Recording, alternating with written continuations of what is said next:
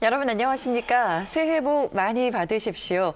2019년에 문이 열렸습니다. 리얼토크 만나봅시다. 오늘은 시민이 행복한 해양수도 부산을 위해 누구보다 바쁘게 보내고 새해에는 조금 더 피부에 와닿는 정책 마련에 고민을 하고 있는 오거돈 부산시장님을 모시고 그동안 있었던 굵직한 현안과 함께 부산시의 새해 청사진에 대해 들어보겠습니다. 안녕하십니까? 예.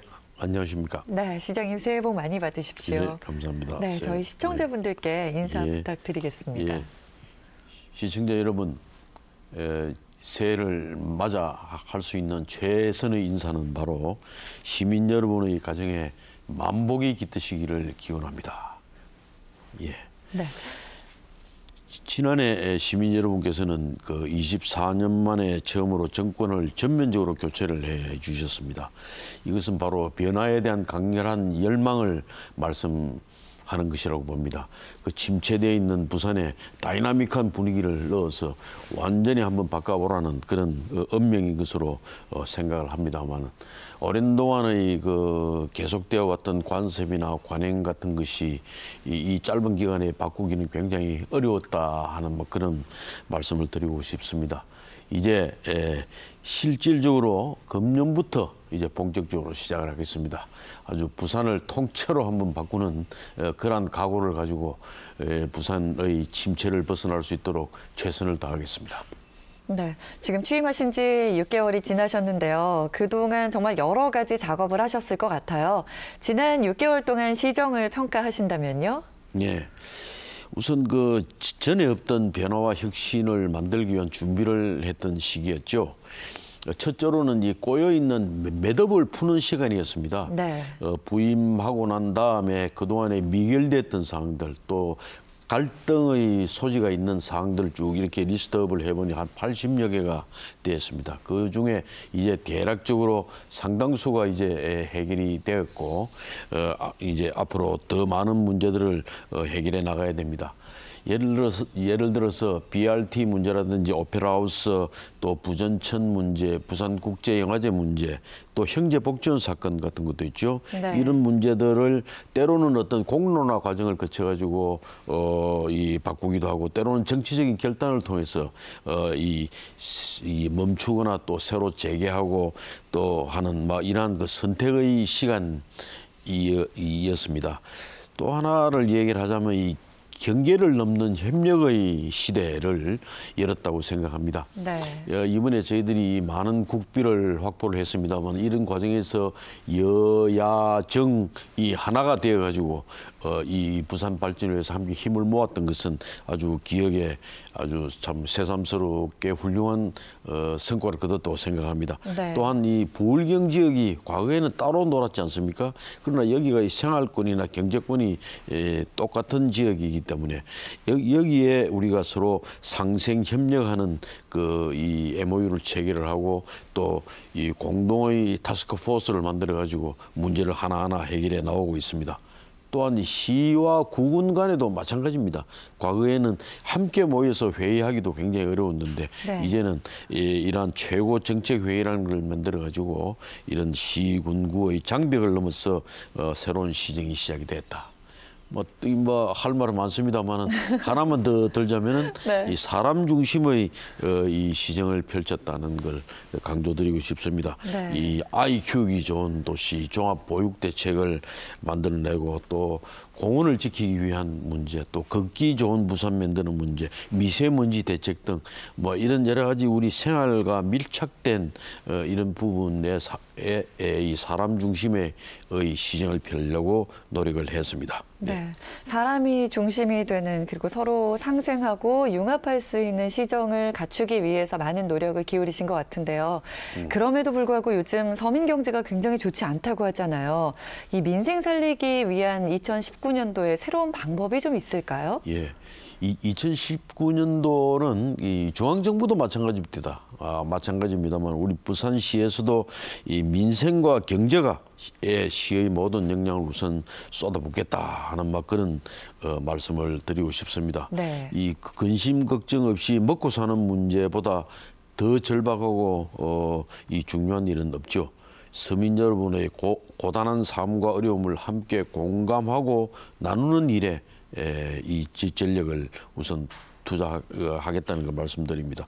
우선 지금 이 최저임금 인상이라든지 노동 시간 문제 때문에 네. 여러 가지 이 소상공인이나 영세업주들의 어려움이 아주 가중되고 있는 막 그런 상황입니다. 그래서 이분들의 어려움에 같이 뛰어들어서 이 문제를 해결할 수 있는 방법을 강구하기 위해서 소상공인 지원 태스크포스 팀을 연중 가동시켜서 이 46만 소상공인의 눈물을 닦아드리는데 최선을 다하겠다는 말씀드립니다. 네. 그래서 작년에 대비해서 2배 정도 규모의 이 소상공인 특별자금 4천억 그리고 5천억 원 정도의 창업 펀드를 조성을 하고 또 청년 창업 혁신 지구를 조성하는 등 네. 우리 부산에 특화된 정책을 시행하도록 하겠습니다.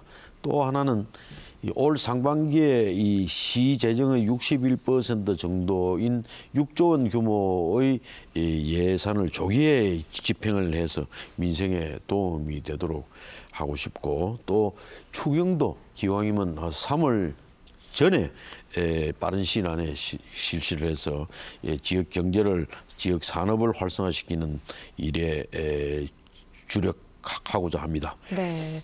그리고 또 하나 궁금한 내용이 시장님의 공약이기도 하셨죠. 신공항 문제 지금 어떤 방식으로 어떻게 해결되고 있는지 많은 분들이 궁금해하시더라고요.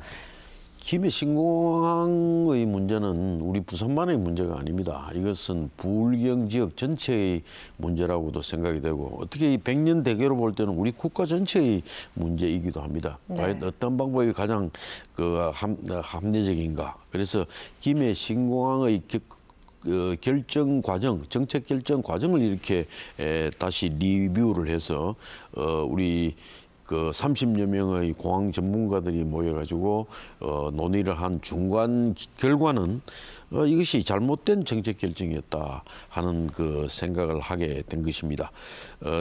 이런 의미에서 이 김해 신공항 문제를 이 문제를 새로이 조명하기 위해 가지고 국토부와 지금까지 끊임없는 대화를 해왔습니다만 네. 도저히 이 의견의 합치를 보기가 어렵습니다.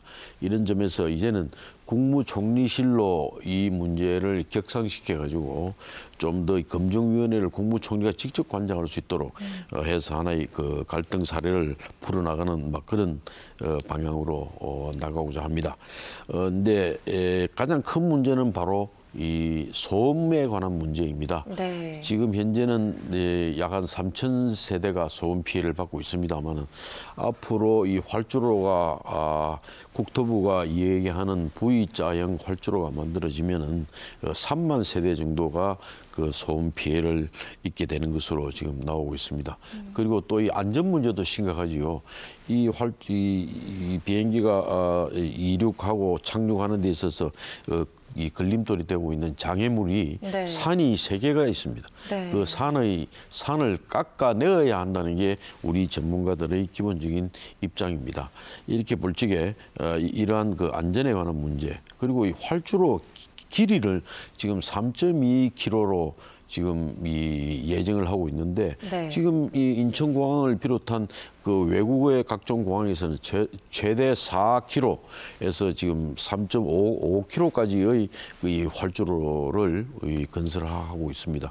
그 점에 비추어 볼 때 우리 부산의 3.2km의 활주로라는 것은 우리가 지향하는 그 이 장거리 노선, 미주나 유럽 쪽으로 가는 노선의 대형 비행기를 이착륙시킬 수 없는 어떻게 보면 이 저가 이 전문 비행장으로 네. 아주 지금보다 더 격화시키는 이런 공항이 만들어지지 않을까 하는 그 염려가 있습니다. 또 하나 더 중요한 문제는 이 확장성에 관한 문제입니다. 앞으로 이제 이 부산의 그 물류 강점이 더 강해지겠죠. 앞으로 이 한반도의 평화 시대가 오면은 지금은 네. 부산이 그 해양으로 향하는 하나의 심장이다 하는 막 그런 측면만 있지만은 앞으로 이제 북쪽으로 남북의 종단철도가 며칠 전에 그 착공식을 하지 않았습니까? 네. 이런 시대가 오면은 저 유라시아 대륙까지도 뻗어가는 이런 그 중심이 바로 이곳 부산이 됩니다. 그래서 해양과 대륙을 연결한다는 측면에서 볼 적에 이 세계적인 물류 중심지가 될 수 있는 그런 가능성을 갖고 있는 것입니다. 그래서 물자와 이 여객들이 엄청나게 이 부산 쪽에 모여들 것이기 때문에 거기에 대비하는 이 공항, 거기에 걸맞는 공항을 만들기 위해서는 지금 김해 이 공항과 같은 이런 그 확장성 없는 그 공항으로는 그 미래에 대비할 수 없다 하는 게 저희들의 기본적인 입장입니다. 네. 그러나 이 문제에 대해서 이 수도권 집중의 원칙, 그러니까 이 국토 균형 발전의 차원에서 볼 때 이 우리 부산 이 부울경 지역 이외의 지역에서는 이 부분에 대하여 그렇게 큰 관심을 기울이지 않고 있습니다. 그래서 이 공항 문제를 보다 더 전국 차원으로 이렇게 좀 이리 확대해야 되겠다 하는 그런 의미에서 네. 대국민 홍보 기구를 이 대안으로 마련하고 그 전략 기구를 구성을 하자고 지금 부울경의 타스크포스에서 지금 본격적으로 논의를 하고 있다는 걸 우선 말씀드립니다. 네, 앞으로 더 이 신공항 문제를 위해서 많이 뛰어주시기를 저희가 또 기대해 이 대한민국을 설득하겠습니다. 알겠습니다. 지금 이제 국가 내에서 균형 발전을 위해서라도 신공항이 필요하다라고 말씀을 해주셨는데 부산 내 균형 발전에 대해서도 조금 생각해 봐야 될 것 같아요. 예, 동서 간의 격차가 굉장히 심각하잖아요. 예. 이 부분에 대해서 균형 발전을 위해서 새해 갖고 계신 구상이 있으신가요? 예. 지금 이번에 국비 예산을 확보하는 과정에서도 아주 큰 성과를 거두었습니다만은 그 부산 대개조 프로젝트를 이제부터 진행을 하려고 합니다. 그래서 부산을 통째로 한번 바꿔보겠다는 그런 생각입니다. 지금 100여 년 동안 경부선 철길이 바로 우리 부산의 도심을 단절시키고 있고 그 인근 지역의 시민의 삶을 아주 피폐하게 만들어 왔습니다.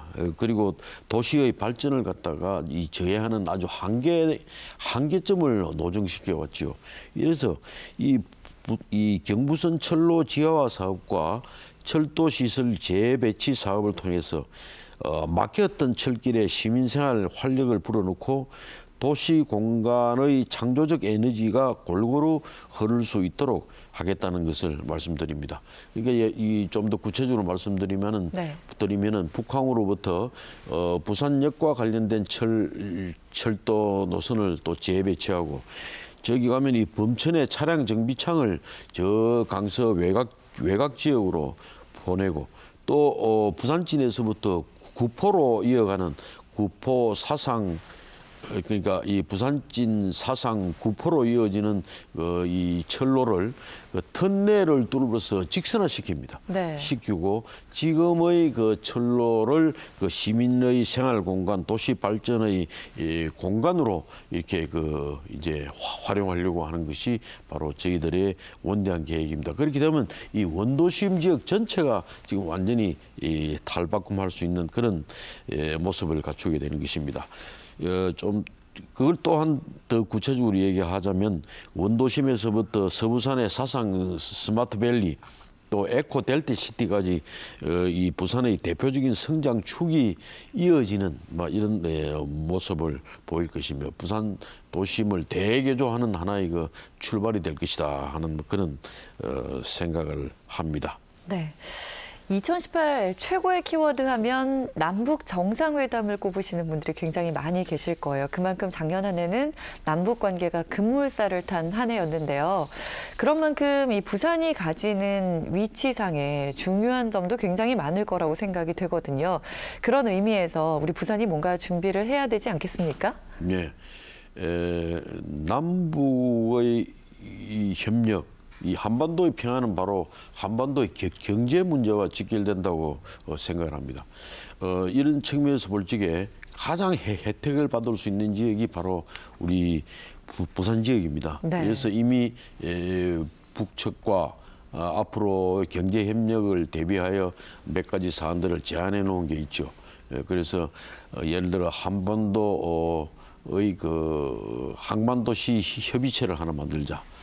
또 하는 문제와 또 하나는 전번에 우리가 아시안 게임 때 네. 북측에서 우리 부산에 만경봉호를 타고 왔었습니다. 그렇죠. 그때 우리 부산 시민들이 굉장히 아주 이 환대를 하고 했기 때문에 네. 이 북측 인사들의 부산에 대한 이미지가 굉장히 참 좋더라는 걸 제가 그때 평양에 갔을 때 느끼게 되었고 이런 그 당시에 우리가 여러 가지 산업 협력을 할 수 있는 MOU를 체결을 한 바가 있습니다. 그래서 네. 뭐 수산, 조선, 섬유, 신발과 같은 이런 문제까지 같이 포함되어 있는 겁니다만 이런 부분에 대한 협력의 단계를 더 격상시켜 나가겠다 하는 뭐 그런 그부터 해서 그 수산의 협력 문제 또 영화제가 있지 않습니까? 이 북측의 영화인들과의 어떤 교류 협력을 하는 문제 이런 그 여러 가지 일을 협력할 수 있는 뭐 그런 사안들이 있습니다만은 내년도에 이거 한국 아세안 특별 정상회의가 우리 한국에서 열리게 되어 있습니다. 네. 그래서 지금 어느 도시에서 이 열릴 것인가가 지금 상당히 이슈가 되고 있는데 우리 부산에서 열어야 된다는 게 우리들의 기본적인 입장입니다. 그 이유는 바로 우리 부산 하늘길과 땅길과 바닷길이 시작이 되고 끝이 되는 부산이 바로 그 자체가 한반도 평화의 상징이라고 볼 수가 있죠. 네. 그리고 지난 2014년도에 한 아시안 특별 정상회의가 우리 부산에서 열렸습니다만은 그때 결정된 사항이 아세안 문화원을 부산서 개설을 하자고 했고 그것이 작년도에 완공이 되었습니다. 이래서 그때 한 아시안 정상이 참여했던 정상들이 한 번 더 우리 부산에 와서 그 아시안 문화원을 한번 보는 것도 매우 큰 의미가 있다. 막 이런 그 생각을 합니다. 그래서 네. 이미 그 부산 시민 여러분들이 주도가 되어서 남북 정상회담 성사 환영 부산 시민준비위원회가 발족이 되어서 이 한 아시안 정상회의 때 북측을 이미 초청을 해 놓았으니 우리 부산에서 남북 정상회담을 열 수 있도록 하자 하는 막 그런 그 움직임을 벌써 활발하게 전개하고 있다는 것을 말씀드립니다. 네, 올해 시장님께서 대내외적으로 더 많이 바빠지시겠는데요. 마지막으로 저희 시청자분들께 하시고 싶으신 이야기가 있으면 전해주시죠. 앞에서 말씀드렸듯이 민선 7기의 진정한 시작은 지금부터다고 생각을 합니다. 앞으로도 계속 시정의 주인은 시민임을 인식하고 이 민선 7기는 바로 시민 여러분께서 만들어주는 그 결정에 따라 시민을 모시면서 부산을 발전시키겠다 하는 그 말씀을 드리고 싶습니다. 네, 오늘 말씀 감사합니다. 리얼토크 만나봅시다. 오늘은 오거돈 부산시장님을 모시고 올 한 해 부산시가 그리는 청사진을 함께 만나봤습니다. 함께해 주신 여러분 고맙습니다.